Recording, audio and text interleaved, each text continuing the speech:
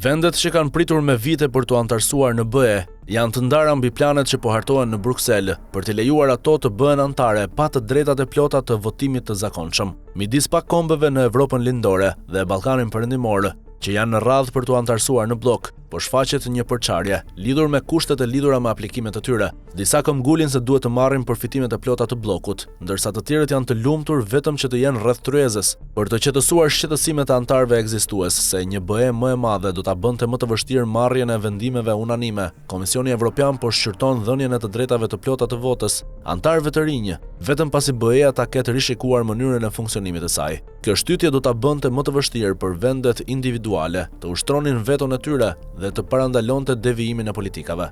Aktualisht antarët e rinj marrin të drejta të plota, menjëherë, siç ndodhi ku vendi i fundit që u bashkua në BE ishte Kroacia, hyri në vitin 2013, ndër fuqitë që fillimisht mund të kufizohen, është e drejta e antarëve të rinj për të bllokuar sanksionet, ndër çështje të tjera që aktualisht kërkojnë që çdo vend i BE-s të jetë dakord. Lundrimi për rreth kërcënimeve për veto nga qeveritë populiste në Hungari dhe Slovaki ka rezultuar të jetë kohumbës për udhëheqësit. Perspektiva e antarësimit pa të drejta të plota po shkakton reagime të përziera nga vendet kandidate. Edi Rama, kryeministri i Shqipërisë, vend që tani ka hapur të gjitha të ashtu quajturat grupe negociuese që do të mund të përpunojnë, i tha Politikos se masat janë një ide e mirë dhe se vendi i tij madje do të pranonte për një periudhë kohore të mos kishte një komisioner të vetin në Bruksel. Ai tha se Shqipëria nuk do donte të sfidonte vullnetin e antarëve të mëdhenj themelues si Franca dhe Gjermania. Në fund të fundit, ata janë të rriturit në familje që marrin vendimet e rëndësishme, tha ai, duke shtuar se një avantazh për antarët më të vegjël të BE-s është se nëse vendet më të mëdha gabojnë, nuk është faji antarëve të rinj.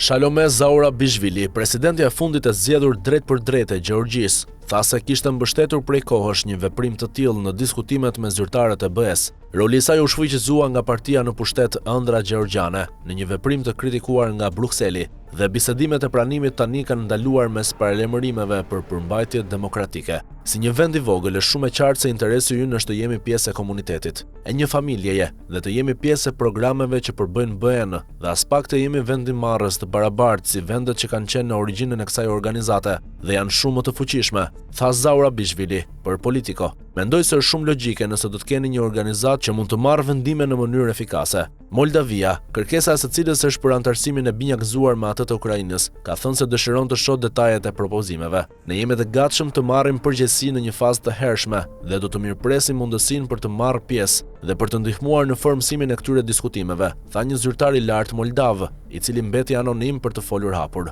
Në të njëjtën kohë, antarësimi i plotë me të drejtat e barabarta dhe pjesëmarrje të plotë në vendimarrjen e BE-s duhet të mbetet objektivi i qartë dhe përfundimtar.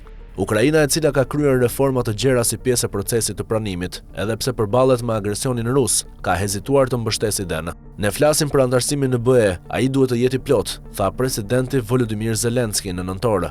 Malizi, vendi kandidat më i përparuar në rrugën e tij të pranimit, këmbgul gjithashtu se nuk ka nevojë të rishikohen kushtet sipas të cilave i është dhënë antarësimi dhe pret të përfundojë procesin e verifikimit të vit. Fakti është se BE-ja tashmë përbëhej nga 28 shtete anëtare, tha presidenti malazez Jakov Milatović për Politico, dhe aktualisht kemi 27 për shkak të Brexit. Pra në këtë drejtim, nëse Mali i Zi bëhet shteti i 28 antar i BE-s deri në vitin 2028, atëherë përgjigjja është jo apo jo. Po kjo është padyshim pyetja që duhet të përgjigjet udhëheqësve të BE-s. Plani në lidhje me të drejtat e reduktuara të votës u propozuan në fund të vitit të kaluar nga zyrtarët dhe qeveritë pro BE-s për t'i dhënë jetë një procesi zgjerimi që po bllokohet gjithashtu nga Hungaria dhe disa kryeqytete të tjera nga frika se mund të sjellë konkurrencë të padëshiruar për tregjet lokale ose të kompromentojë interesat e sigurisë. Hungaria ka kërcënuar vazhdimisht të vërë veton ndaj antarësimit të Ukrainës në BE. Komisionerja e zgjerimit të BE-s Marta Kos i tha Politikos se propozimet konkrete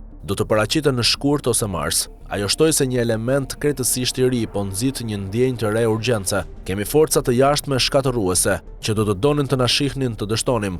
Ato po punojnë kundër vendeve tona kandidate, por ne jemi objektivi kryesor. Plani do të duhet të zhvillohet në detaje nga komisioni përpara se të paraqitet udhëheqësve kombëtar dhe me shumë gjasa do të diskutohet në samitet e ardhshme të Këshillit Evropian, si dhe do të vlerësohet nga juristët për të parë se si përshtatet me traktatet themelore të BE-s. Ndërsa kandidatët janë thellësisht të zhytur në reformat e nevojshme për të bërë antar të bllokut, Kos tha se ka ende punë për të bindur antarët ekzistues dhe se do të ketë mbrojtje të mjaftueshme. Negociatat janë në një pjesë teknike.